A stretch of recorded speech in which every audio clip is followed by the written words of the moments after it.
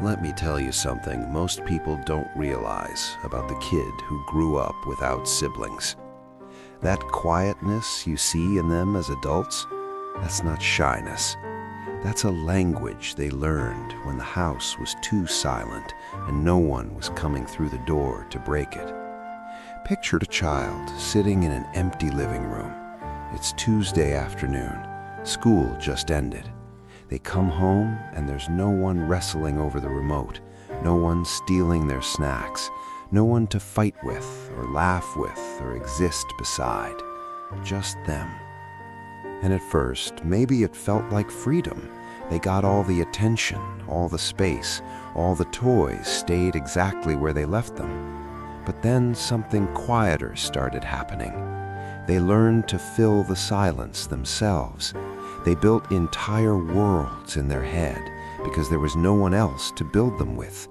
They became their own companion, their own entertainer, their own comfort. And here's what no one tells you about that.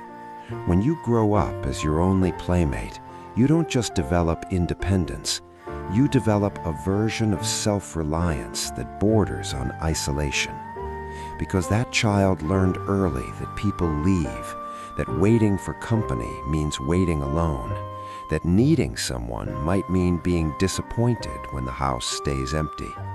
So they stopped waiting. They taught themselves that needing less is safer than needing more, that being alone isn't loneliness if you convince yourself you prefer it. And when they grow up, you see it in the way they move through relationships. They're the ones who seem fine with distance, who don't text back quickly because they genuinely forgot other people need reassurance, who can go days without reaching out and don't understand why you're upset. That's not coldness. That's a nervous system that was wired in silence. They're used to checking in with themselves, not with others. They learned emotional self-sufficiency before they learned connection. And now, as adults, intimacy can feel like an invasion because solitude was their first language. But here's what's also true. That same child who learned to be alone also learned to be enough. They developed an inner world so rich that most people never see it. They became observers, listeners, the ones who notice things others miss because they spent years watching instead of participating. They learned to sit with themselves in ways most people run from their entire lives. And that's not a wound that needs fixing. That's a gift wrapped in loneliness. But here's the deeper truth about growing up without siblings.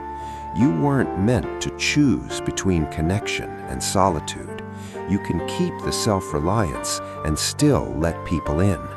You can honor the independence you built while admitting that you're tired of holding everything alone.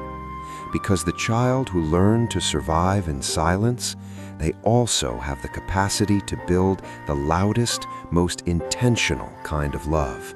The kind that's chosen, not given by blood or proximity or obligation, but chosen. And maybe that's the real inheritance of growing up alone. Not that you don't need people, but that when you finally let them in, it means something.